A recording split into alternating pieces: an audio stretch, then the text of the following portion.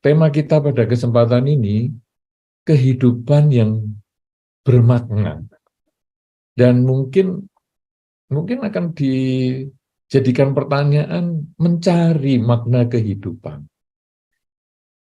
Saudara-saudara, kita kadang-kadang memang kepingin sukses. Ya, kalau tadi saya juga membuka dengan harapan semoga Anda sehat, sukses dan bahagia. Karena kita kepingin sukses, kita kepingin mencapai apa yang kita inginkan. Nah, tapi di satu sisi kita sebagai seorang umat beragama, kita ya kepingin beragama ini juga ya sukses juga di bidang agama. Kalau sukses di bidang agama itu ya di dunia hidup bahagia, kemudian setelah kehidupan ini terlahir di alam bahagia juga, atau istilahnya alam surga, kemudian juga kalau bisa mencapai pencerahan sehingga tidak terlahirkan di alam manapun juga. Ini adalah puncak kesuksesan kita sebagai seorang umat Buddha. Nah, jadi kita lalu melihat ada dua bentuk kesuksesan.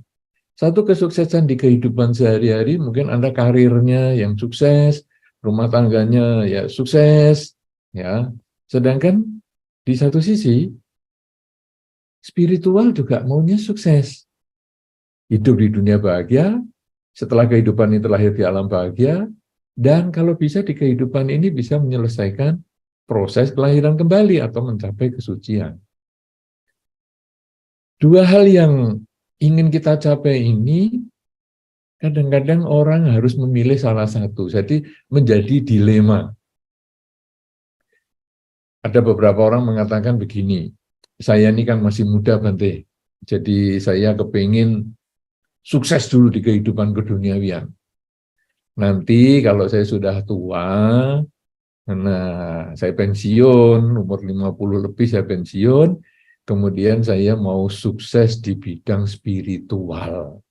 Dan kali itu saya sudah nggak ingin duniawi lagi, saya maunya spiritual. Saudara-saudara, atau sebaliknya, saya mau spiritual dulu. Pokoknya di dunia ini kesempatan kita terlahir sebagai manusia kan jarang. Hidup kita sebagai manusia juga tidak terlalu lama.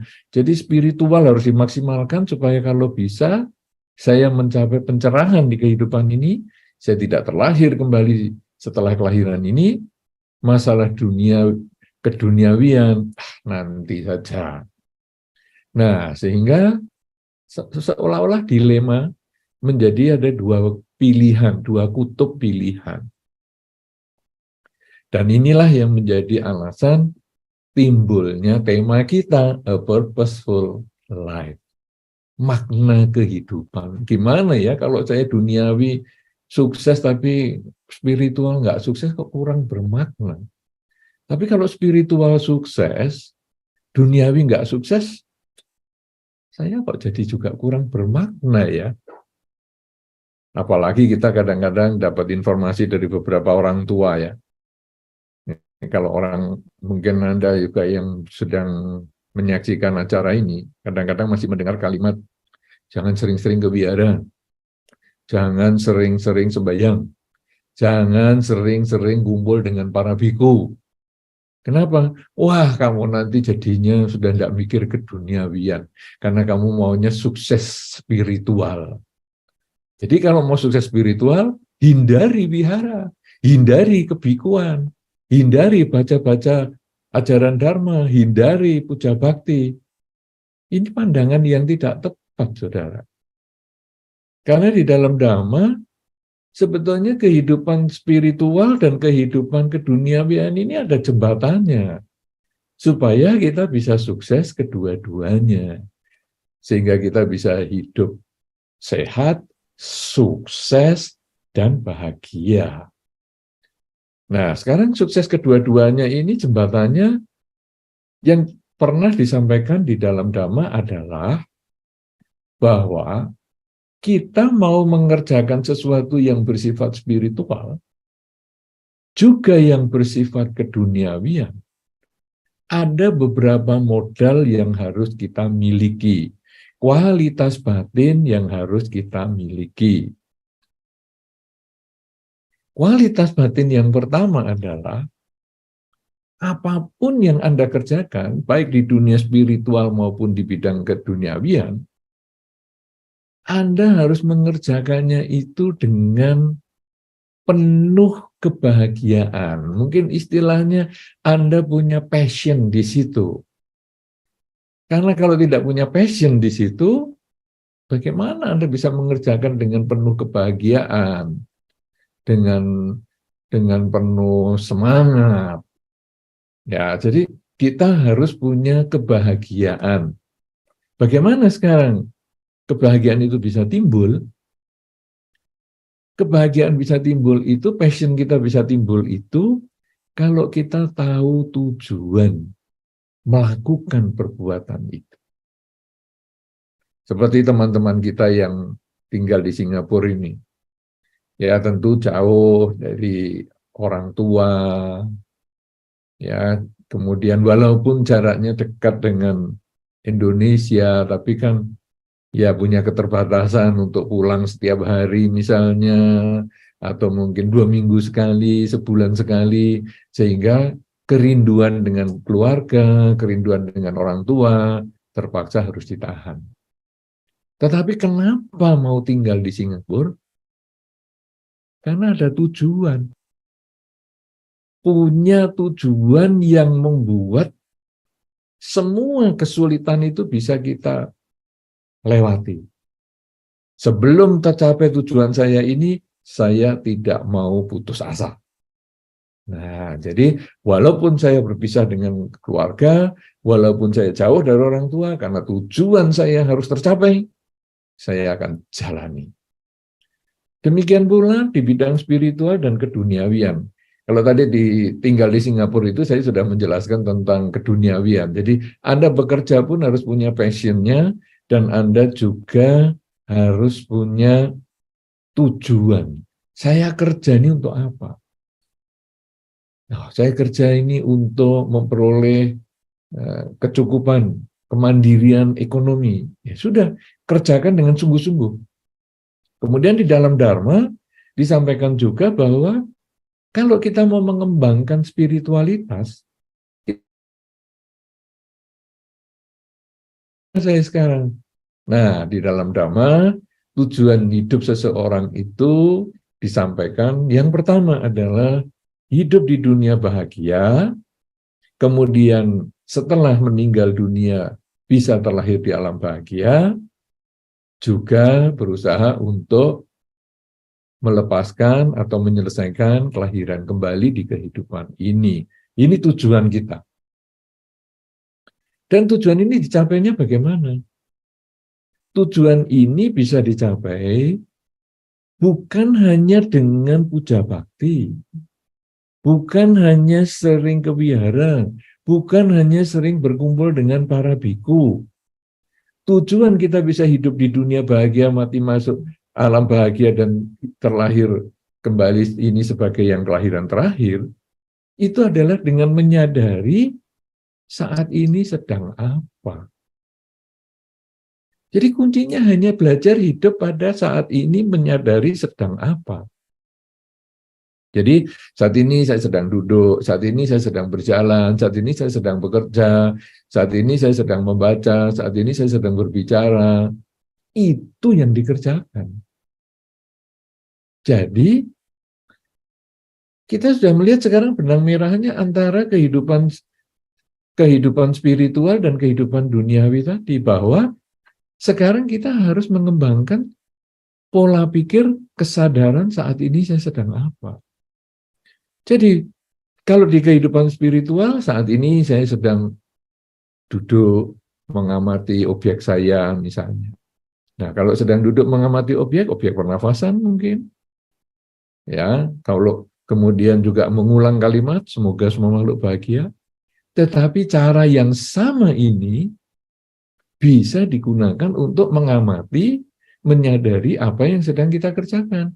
Saat ini saya sedang menulis laporan kantor saya. Saat ini saya sedang membuat neraca pemasukan dan pengeluaran dari perusahaan saya. Jadi bisa. Karena penggunaan kesadaran ini dari dunia spiritual bisa masuk ke dunia yang material ataupun urusan-urusan keduniawian untuk mencapai kesuksesan keduniawian. Jadi sukses duniawi, sukses spiritual baru menggunakan satu cara saja, sadar saat ini sedang apa, sudah bisa dijembatani. Apalagi menggunakan cara yang kedua, yaitu kalau kita punya passion pada spiritual maupun passion pada keduniawian, pekerjaan kita, maka tentu kita punya semangat. Semangat untuk menjalankan kehidupan spiritual kita, semangat menjalankan pekerjaan kita. Semangat kehidupan spiritual kita tadi yang nomor satu adalah saat ini saya sedang apa. Jadi kita selalu mengulang saat ini saya sedang apa itu menjadi satu mantra. Tidak pernah kita lupakan. Kita tidak pernah kendor mengucapkan saat ini sedang apa. Menyadari saat ini sedang apa. Dan ketika kita menyadari saat ini sedang apa ini dibawa ke kehidupan sehari-hari, kita menjadi semangat dengan apa saja yang kita kerjakan.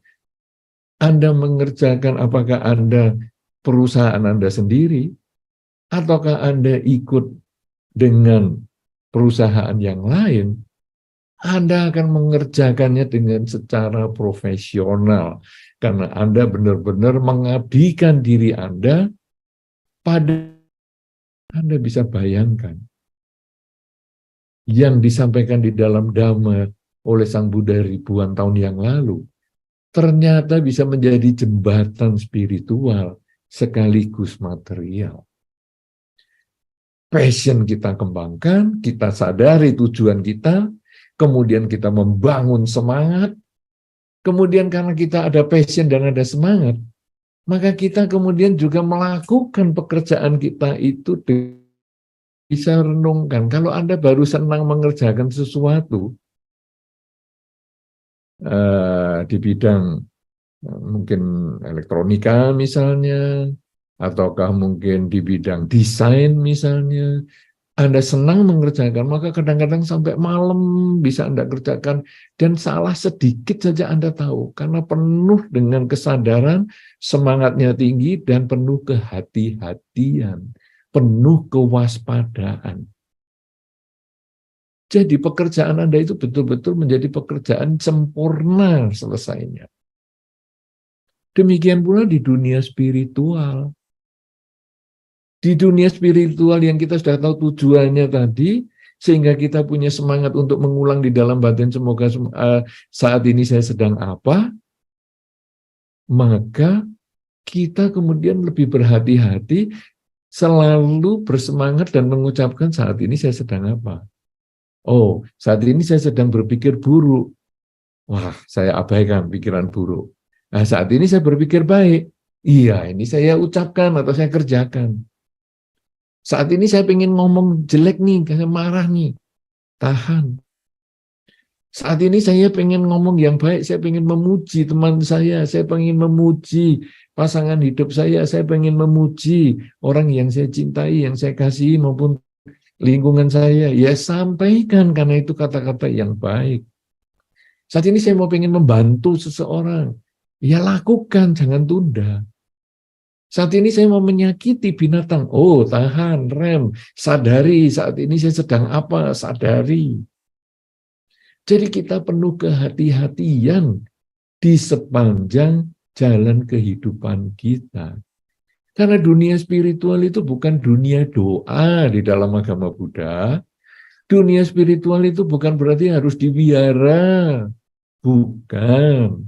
Dunia spiritual itu bukan berarti duduk diam berjam-jam sepanjang hari. Bukan. Dunia spiritual di dalam Dharma itu adalah bagaimana kita melaksanakan Dhamma di kehidupan sehari-hari kita. Dengan kita menyadari apa yang kita pikirkan, menyadari apa yang kita ucapkan, dan menyadari apa yang kita lakukan. Itulah spiritualitas kehidupan. Kalau kita hanya membaca palita di wihara, kemudian ya tinggal di wihara sampai berbulan-bulan misalnya, itu ritual, belum spiritualitas. Itu hanya upacara. Nah, jadi kita tadi sudah melihat sekarang jembatan spiritual dengan jembatan material itu nomor satu, tentu kita harus mengerjakan semua dengan passion kita, dengan senang karena kita tahu tujuannya. Yang kedua, karena senang karena tahu tujuannya, maka spiritual dan duniawi ini kita lakukan dengan penuh semangat, bukan hanya 1 minggu, 2 minggu, tapi sepanjang waktu, sepanjang hidup kita, karena kita setiap kali lemah, setiap kali kita kemudian tidak kepingin melakukan lagi, kendor, kita kemudian mengingat tujuan hidup saya ini apa. Kenapa saya dulu mau spiritualitas saya tinggi dan material saya juga sukses ini, kenapa? Begitu kita ingat tujuan kita, semangat bangkit lagi, passion kita muncul lagi, dan kemudian kita lebih berhati-hati lagi. Kita selalu waspada dengan apa saja yang kita kerjakan, supaya hasilnya menjadi sempurna. Karena hasil yang terbaik itu, kalaupun tidak sempurna, hasil yang terbaik itu untuk masa depan yang lebih baik. Fondasi spiritual yang lebih baik di masa depan, fondasi keduniawian juga yang terbaik di masa depan.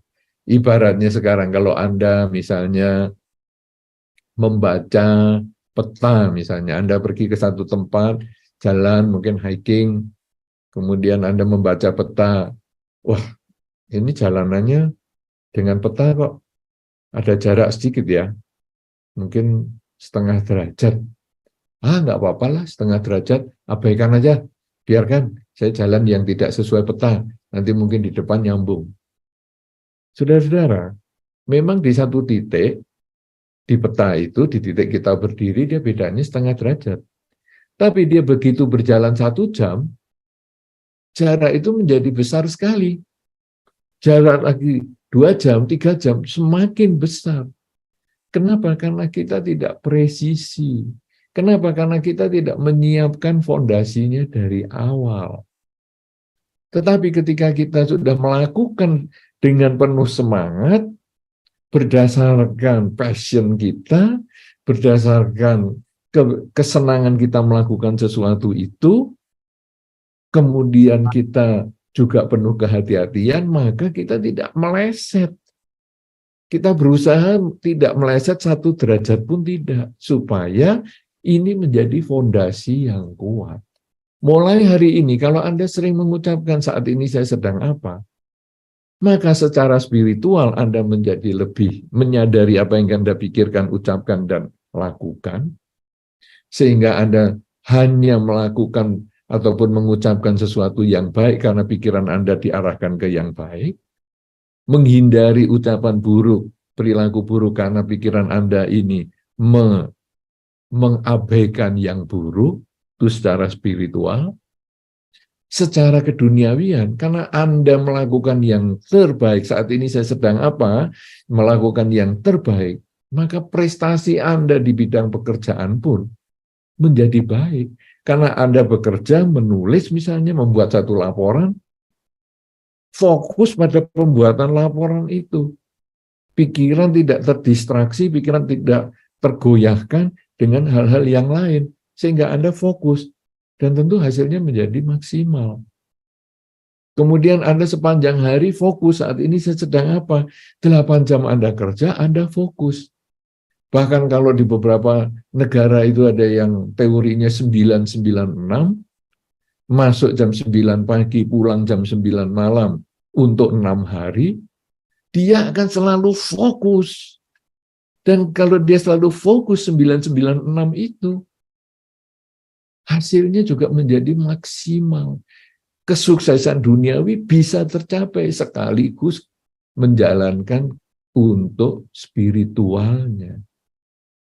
Nah, saudara-saudara, kita sekarang sudah 3 hal yang diajarkan di dalam Dhamma, yaitu memilih satu pekerjaan haruslah sesuai dengan yang kita sukai, yang tentu berdasarkan tujuan hidup kita. Kemudian karena kita sukai, maka kita bersemangat melaksanakannya dan penuh kehati-hatian. Dan yang keempat sekarang, saudara, kalau 3 saja kita sudah melihat tadi hasilnya luar biasa, baru yang pertama saja juga luar biasa, bahwa saat ini saya sedang apa itu aja sudah menjadi basic, fondasi yang kuat untuk melangkah ke waktu-waktu mendatang yang lebih sukses. Apalagi kita tambah yang keempat, yaitu mengevaluasi. Selalu rajin mengevaluasi yang sedang kita kerjakan saat ini. Jadi, saat ini saya sedang apa? Saya sedang membaca. Apakah bacaan saya ini bermanfaat? Kalau bermanfaat, lanjutkan. Kalau tidak bermanfaat, tinggalkan. Kalau tadi seperti Saudara Welly mengatakan, saudara-saudara nanti ada pertanyaan, mungkin ada banyak pertanyaan atau apa, kita akan pilih yang bermanfaat. Artinya yang mungkin dianggap kurang bermanfaat, abaikan. Nah, memilih yang bermanfaat dan mengabaikan yang tidak bermanfaat, ini butuh kesadaran.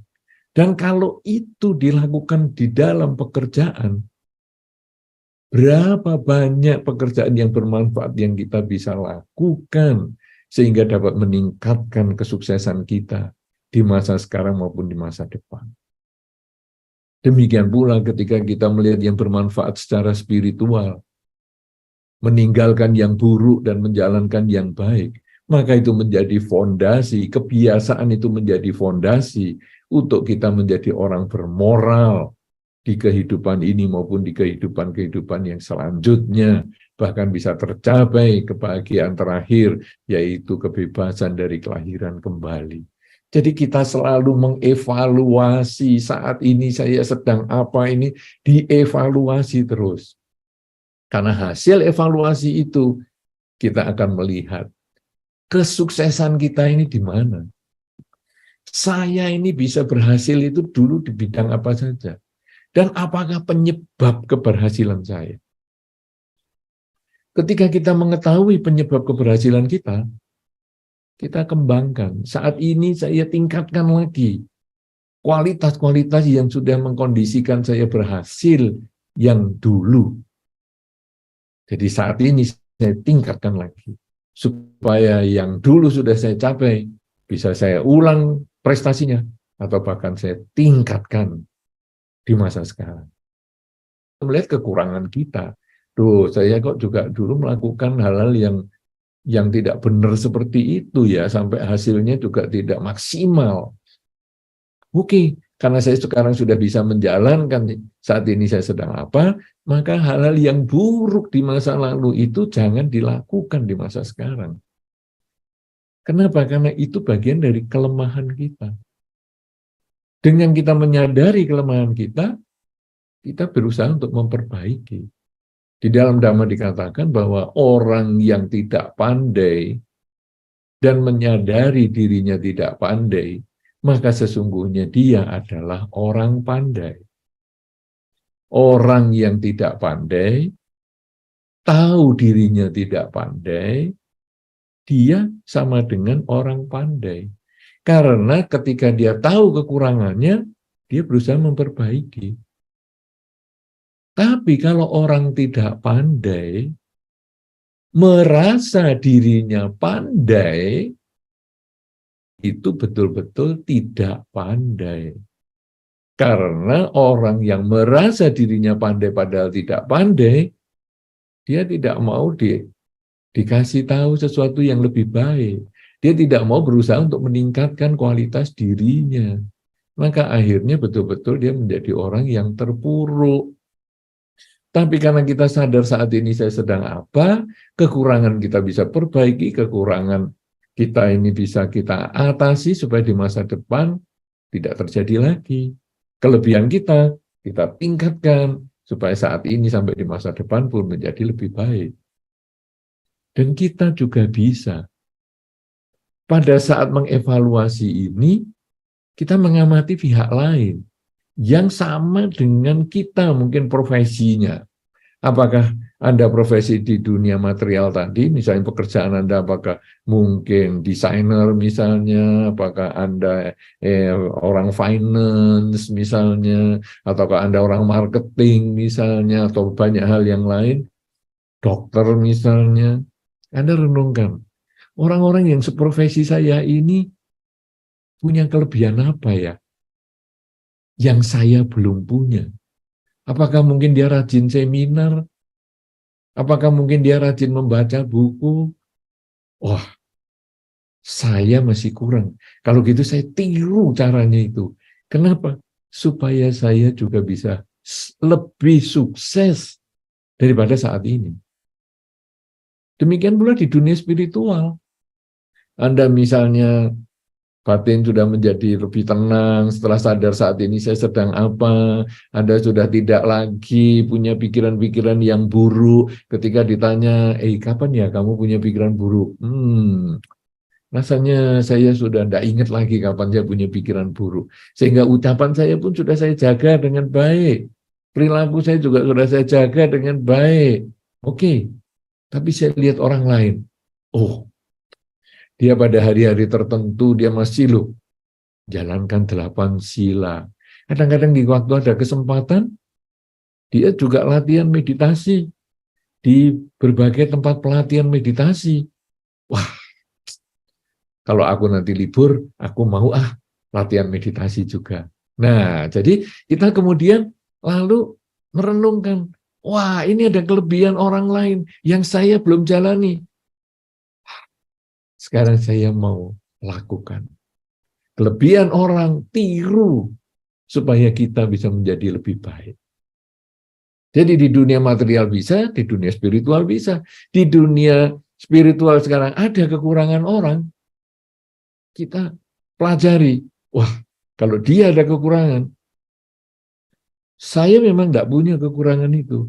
Tapi karena kita sesama manusia, kita punya potensi yang sama untuk mempunyai kekurangan itu. Misalnya apa? Misalnya, waduh dulu ya dia idola saya itu. Ya, dia spiritualnya bagus, suka retret, ya meditasi dan lain sebagainya. Tapi kemudian akhir-akhir ini dia agak kurang semangat. Passionnya mungkin sudah berubah. Dia sekarang jarang latihan meditasi dan sebagainya sehingga kualitas batinnya merosot. Waduh, kalau gitu saya harus hindari. Karena potensi ini bisa mungkin terjadi pada saya. Dengan cara seperti itu, kemudian kita lebih hati-hati. Kelebihan kita tingkatkan. Kekurangan kita hindari lagi. Kelebihan orang lain tiru. Kekurangan orang lain jangan sampai terjadi pada diri kita. Nah bagaimana karena kita selalu sadar saat ini sedang apa? Ini kan kekurangan orang yang dulu pernah saya pelajari. Jangan sampai terjadi. Demikian pula di dunia material. Di keduniawian juga sama. Kita punya kesuksesan, wah dulu kita mungkin bisa menghasilkan prestasi yang besar, bahkan ketika pandemi pun saya hasilnya juga bagus sekali, kualitas pekerjaan saya juga bagus. Apa sebab itu? Wah, saya cari. Sebabnya saya ini selalu semangat dan sadar setiap saat ini saya sedang apa, sehingga pekerjaan saya itu selalu efektif dan efisien. Oke, saya akan lanjutkan. Kualitas batin yang demikian bagus, saya lanjutkan supaya pekerjaan saya di masa sekarang menjadi fondasi yang kuat untuk lebih punya kekurangan ini. Dalam pekerjaan saya, mungkin kadang-kadang saya terlalu semangat sehingga malah saya sakit. Jadi saya tidak perhatikan jam istirahat, saya malam kadang masih kerja sampai pagi, subuh dan sebagainya, kemudian langsung kerja terus, waduh sampai saya sakit saat itu. Oke, kalau demikian saya perbaiki kekurangan saya itu, supaya di masa depan saya tidak lagi sakit karena saya bisa menyeimbangkan antara waktu kerja dan waktu istirahat. Kemudian saya juga lihat orang lain yang sukses. Kenapa ya dia bisa lebih sukses dari saya, padahal itu pekerjaannya sama, kita mulainya juga sama, bahkan dulu kita juga teman satu sebaya. Oh, ternyata dia ini orangnya kadang berani mengambil sikap lebih cepat daripada saya. Dia punya prinsip, dengan mencoba 50% berhasil. Tidak mencoba 100% gagal. Aduh, ini saya agak takut yang seperti itu. Oke, saya akan berusaha mengikuti cara dia, saya siap gagal semampu saya. Nah, saya kalau gagal sebesar dia, saya nggak sanggup. Tapi gagal semampu saya. Sehingga dengan saya berani mencoba, saya membuka pintu kesempatan untuk sukses. Karena dengan mencoba 50% kemungkinan berhasil. Tidak mencoba 100% gagal. Nah, kemudian juga orang ini sudah idola saya, tetapi kok juga dia ada kekurangan ya. Wah, dia ini kadang terlalu gampang percaya sama teman, sehingga kadang dijerumuskan sama teman. Oke, kalau begitu saya lebih hati-hati, saya harus percaya pada diri saya. Karena di dalam Dhamma dikatakan, diri sendiri adalah pelindung bagi diri sendiri adalah pelita bagi diri sendiri adalah pulau bagi diri sendiri. Kalau begitu saya harus lebih hati-hati, supaya saya jangan terpengaruh dengan teman. Nah, saudara-saudara, jadi kita lalu melihat sekarang, bahwa dunia spiritual dan dunia material, ternyata di dalam Dhamma itu tidak dipisahkan dengan garis yang tegas. Justru kita bisa bekerja secara spiritual. Karena pekerjaan itu pun adalah bagian dari ekspresi spiritualitas kita. Nah, ekspresi spiritualitas kita ini ada 4 hal yang tadi kita sudah sampaikan, yaitu bahwa lakukan segala sesuatu itu dengan penuh kesenangan, dengan passion karena tahu tujuan yang akan kita kerjakan. Dengan ada senangnya, maka kita selalu bersemangat di dalam melakukan pekerjaan kita ataupun melakukan pengembangan spiritual kita. Kemudian selain kita punya passion, punya semangat, kita juga mengerjakannya dengan penuh kehati-hatian karena ada semangat dan kita lebih perfeksionis, kita lebih ingin yang sempurna, yang terbaik prestasi yang kita mampu kerjakan. Dan yang keempat, kita rajin mengevaluasi baik kelebihan dan kekurangan sendiri maupun kelebihan dan kekurangan orang untuk dijadikan pelajaran, meningkatkan kelebihan kita atau meniru kelebihan orang dan mengurangi kekurangan kita, menghindarkan kekurangan kita dan juga mencegah kekurangan orang muncul pada diri kita. Dengan cara seperti ini, saudara-saudara, maka makna kehidupan kita ini menjadi lebih jelas bahwa ternyata spiritualitas dapat menginspirasi kehidupan yang keduniawian yang kita sedang kerjakan. Dan inilah yang disampaikan di dalam Dhamma, sehingga hidup kita menjadi bermakna. Demikian yang saya perlu sampaikan, mudah-mudahan bisa mengantar kita semua dalam diskusi yang hangat untuk kita bisa menjadi pedoman, dijalankan di dalam kehidupan sehari-hari, agar kita dapat melakukan pekerjaan kita masing-masing dengan spiritualitas Dharma.